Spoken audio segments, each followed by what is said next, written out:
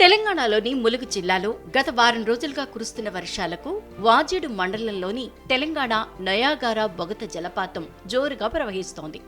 కొన్ని నెలలుగా బోసిపోయిన బొగత జలపాతం ఇటీవలే కురుస్తున్న వర్షాలకు కళకళ్లాడుతోంది. ఎగువ ప్రాంతాల నుంచి వస్తున్న వరదతో ఈ జలపాతం పరవళ్లు తొక్కుతోంది.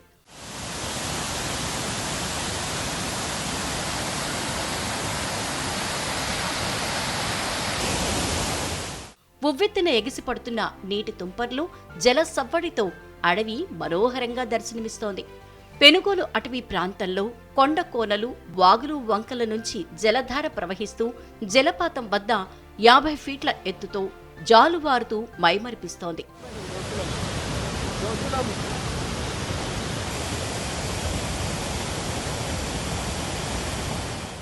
కొండలపైనుంచి దూకుతున్న పాల నొరగ వంటి జలధారలు కనువిందు చేస్తున్నాయి. ఈ జలపాతాన్ని చూసేందుకు దూర ప్రాంతాల నుంచి పర్యాటకులు అధిక సంఖ్యలో పోటెత్తుతున్నారు.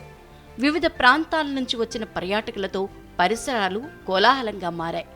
కొత్త అందాలతో తెలంగాణ నయాగారా చూపర్లకు ఎంతగానో కనువిందు చేస్తోంది.